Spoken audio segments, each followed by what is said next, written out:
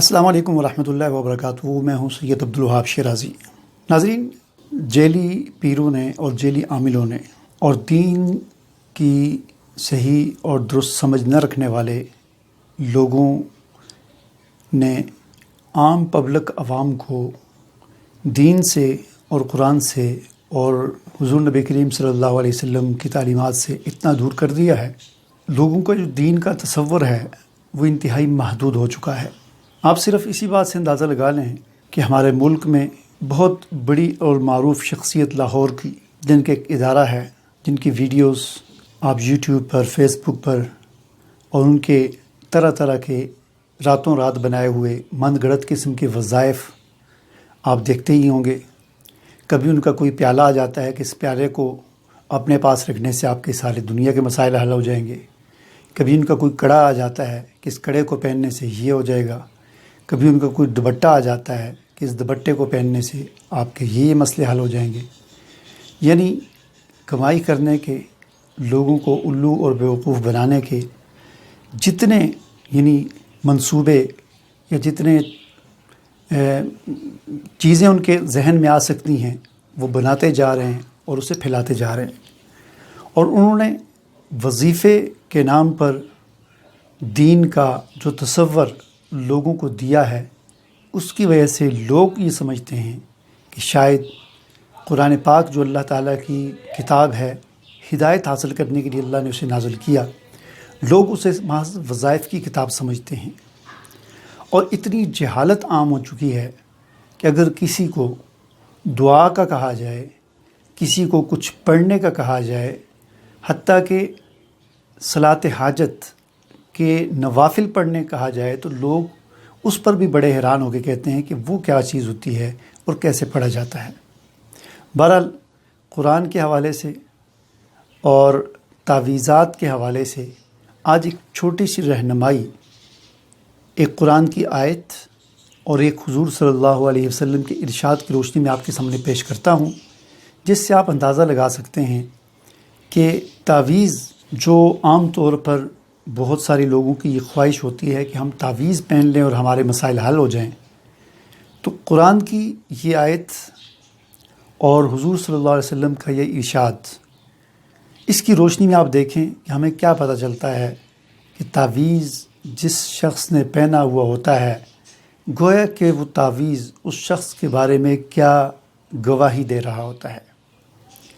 دیکھیں، قرآن و سنت میں، قرآن و حدیث میں حضور نبی کریم صلی اللہ علیہ وسلم اور قرآن کی شفاعت کا ذکر موجود ہے کہ قیامت والے دن حضور نبی کریم صلی اللہ علیہ وسلم بھی شفاعت کریں گے لوگوں کی، اور اسی طرح قرآن کے بارے میں بھی حدیث میں آتا ہے کہ قرآن بھی کچھ لوگوں کی شفاعت کرے گا۔ یہ تو ہو گیا اس کا ایک پہلو، لیکن اس کے ایک دوسرا پہلو بھی ہے جسے بہت کم بیان کیا جاتا ہے یا بالکل ہی نہیں بیان کیا جاتا۔ وہ یہ ہے کہ حضور صلی اللہ علیہ وسلم کچھ لوگوں کی شکایت کریں گے اللہ کے حضور، اللہ کے دربار میں۔ یعنی ایک تو یہ ہے نا کہ حضور صلی اللہ علیہ وسلم شفاعت کریں گے، اور ہم سب شفاعت کی امید لگائے بیٹھے ہیں کہ اللہ کے رسول ہماری شفاعت کر دیں اور ہم بغیر حساب کتاب کے آپ صلی اللہ علیہ وسلم کی شفاعت کی وجہ سے جنت میں چلے جائیں۔ اسی طرح حدیث میں ہی آتا ہے کہ قرآن بھی کچھ لوگوں کی شفاعت کرے گا، جس کی وجہ سے قرآن کی اس شفاعت کرنے کی وجہ سے ان لوگوں کی بخشش ہو جائے گی۔ لیکن اس بات کا ایک اور پہلو بھی ہے، ایک اور منظر بھی ہے، جس کا ذکر قرآن میں بھی ہے اور حدیث میں بھی ہے، اور وہ یہ ہے کہ حضور صلی اللہ علیہ وسلم شفاعت کرنے کے بجائے کچھ لوگوں کی شکایت کریں گے۔ یعنی ایک تو یہ ہے کہ نہ شفاعت ہو نہ شکایت ہو، انسان اللہ کے دربار میں پیش ہو، اپنا حساب کتاب دے، اور ایک یہ ہے کہ اس کی شفاعت ہو جائے، وہ حساب کتاب سے بچ جائے اور سیدھا جنت میں چلے۔ اور ایک خطرناک، سب سے خطرناک صورتحال یہ ہے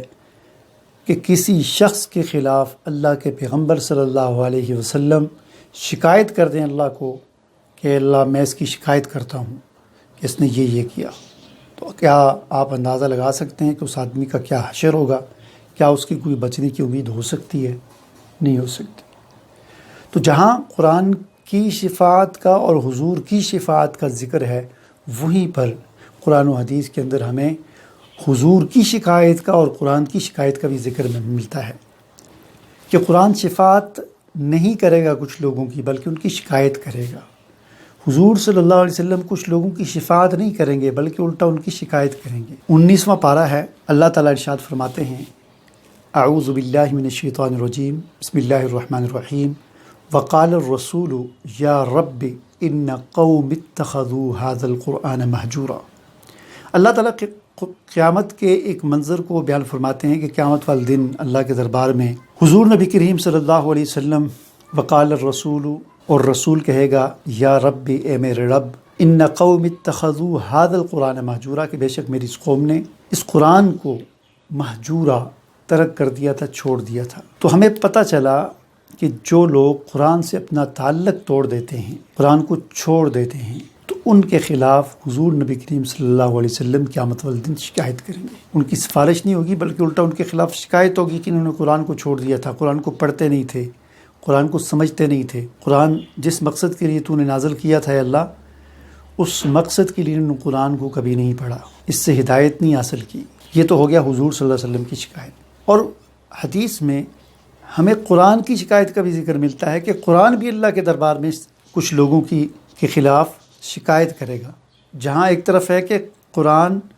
اپنے پڑھنے والے کے حق میں رمضان میں جو اس کو اپنی راتیں جو ہے قرآن سے آباد رکھے گا، ان کے حق میں سفارش کرے گا، اور ان کی قرآن کی سفارش کو قبول کرتے ہوئے اس آدمی کی بخشش بھی ہو جائے گی۔ لیکن دوسری طرف یہ بھی ہے، حضرت انس رضی اللہ تعالیٰ عنہ فرماتے ہیں حضور نبی کریم صلی اللہ علیہ وسلم نے فرمایا من تعلم القرآن وعلق مصحفہ لم یتعاہدہ ولم ينظر فیہ جاء یوم القیامت متعلقا بہ یقول یا رب العالمین ان عبدک ھذا اتخذنی مہجورا فاقض بینی وبینہ۔ حضرت انس رضی اللہ تعالیٰ عنہ فرماتے ہیں حضور نبی کریم صلی اللہ علیہ وسلم نے فرمایا کہ جس آدمی نے قرآن کو سیکھا اور پھر لپیٹ کے رکھ دیا، اس کو پڑھا نہیں، اس کے اندر ولم ینظر فی، اس کے اندر غور نہیں کیا، یعنی قرآن تو غور و فکر کے لیے نازل ہوا ہے نا، کہ ہم غور و فکر کریں، دیکھیں کیا اللہ کیا فرما رہا ہے، اور پھر اس کو اختیار کرنے کی اپنی زندگی میں کوشش کریں۔ تو قرآن کو سیکھا، لپیٹ کے غلاف میں رکھ دیا، اسے پڑھا نہیں اور نہ ہی اس کے اندر غور کیا، فرمایا قیامت والے دن جاء یوم القیامہ، قیامت والے دن یہ قرآن اس حال میں آئے گا کہ اس آدمی کے گلے میں لٹکا ہوا ہوگا، قرآن اس آدمی کے گلے میں لٹکا ہوا ہوگا، اور وہاں پر اللہ کے سامنے یہ شکایت کرے گا یا رب العالمین ان عبدک ھذا، یہ جو تیرا بندہ ہے جس کے گلے میں آج لٹکا ہوا ہوں، یہ جو تیرا بندہ ہے اس نے مجھے دنیا میں چھوڑ دیا تھا، فاقض بینی و بینہ، لہٰذا آج اس کے درمیان اور میرے درمیان فیصلہ فرما، اس نے مجھے دنیا میں چھوڑ دیا تھا، مجھے تو نے چھوڑنے کے لیے تو نہیں بھیجا تھا، مجھے تو اس لیے بھیجا تھا کہ یہ مجھے پڑھتا، میرے اندر غور و فکر کرتا، مجھ سے ہدایت حاصل کرتا اور اس کے مطابق اپنی زندگی گزارتا، تاکہ اس کو دنیا میں بھی کامیابی ملتی اور آخرت میں بھی کامیابی ملتی، لیکن اس نے مجھے چھوڑ دیا تھا، تو آج میں اس کے گلے میں لٹکا ہوا یہ شکایت کر رہا ہوں۔ اس حدیث میں کوئی اتنی پیچیدہ بات نہیں ہے، کوئی مشکل بات نہیں ہے، بالکل واضح سمجھ آنے والی حدیث ہے۔ اس حدیث میں جو غور کرنے والی بات ہے وہ یہ ہے کہ قیامت والے دن قرآن اس کے گلے میں لٹکا ہوا آئے گا اور یہ شکایت کرے گا کہ اللہ اس نے مجھے چھوڑ دیا تھا۔ اس چیز کو اگر ہم آج کی اس دنیا میں دیکھیں تو آج ہمیں دنیا میں قرآن انہی لوگوں کے گلے میں لٹکا ہوا نظر آتا ہے، تعویذ کی شکل میں انہی لوگوں کے گلے میں لٹکا ہوا نظر آتا ہے جو قرآن کو پڑھتے نہیں اور جنہوں نے قرآن کے اندر غور نہیں کرتے اور قرآن سے ہدایت نہیں حاصل کرتے۔ یعنی اس حدیث میں ہمیں جو قیامت کا منظر ملتا ہے، اس حدیث میں وہ منظر دنیا میں بھی ہمیں نظر آتا ہے اگر ہم غور کریں، کہ تعویذ کی شکل میں قرآن انہی لوگوں نے اپنے گلے میں لٹکایا ہوا ہوتا ہے جو قرآن سے ہدایت نہیں حاصل کرتے۔ جو قرآن سے ہدایت حاصل کرتے ہیں ان کو تعویذ بنا کر قرآن گلے میں لٹکانے کی ضرورت نہیں پڑتی، بلکہ وہ قرآن سے رہنمائی لے کر اپنی زندگی گزارتے ہیں اور اس کے مطابق اپنے دنیا کے معاملات، دین کے معاملات، معاشرتی مسائل، معاشی مسائل، مذہبی مسائل، جتنے بھی مسائل ہیں اس کو قرآن کی روشنی میں جب دیکھتے ہیں تو ان کو پھر قرآن لکھ کر پرچی پر لکھ کر گلے میں تعویذ بنانے کی ضرورت نہیں پڑتی۔ تو گویا جن کے گلوں میں تعویذ لٹک رہے ہوتے ہیں وہ اس حدیث میں جو قیامت کا منظر بیان کیا گیا ہے اس منظر کی دنیا کے اندر عکاسی ہو رہی ہوتی ہے کہ قرآن گویا کہ تعویذ کی شکل میں اس کے گلے میں لٹکا ہوا یہ کہہ رہا ہوتا ہے، اس نے اگر مجھے سمجھ کر پڑھا ہوتا، مجھ سے ہدایت حاصل کی ہوتی تو میں اس کے گلے میں لٹکا ہوا نظر نہ آتا۔ ٹھیک ہے، تو ناظرین ان واقعات سے یہ جو میں نے آپ کو ایک رہنمائی دی ہے قرآن و سنت کی روشنی میں، اس سے ہمیں یہ پتہ چلا کہ اگر آج بھی ہم قرآن کو اس کے نزول کا جو مقصد ہے اس کو مد نظر رکھتے ہوئے قرآن کو اپنے سینے کے ساتھ لگائیں گے تو ہمیں ان تعویذوں سے اور ان کڑوں سے اور ان دوپٹوں سے اور ان من گھڑت قسم کے جو وظائف، من گھڑت قسم کے جو ٹوٹکے، عملیات اور عامل، ان سے ہماری جان چھوٹ جائے گی۔ اس لیے قرآن کو سیکھیں، اس کی تلاوت کریں، اس کے اندر غور و فکر کریں، ترجمے کے ساتھ اس کو پڑھیں اور اس سے ہدایت حاصل کریں۔ اسی میں ہماری دنیا کی بھی کامیابی ہے اور آخرت کی بھی کامیابی ہے۔ اجازت دیجیے، اللہ حافظ۔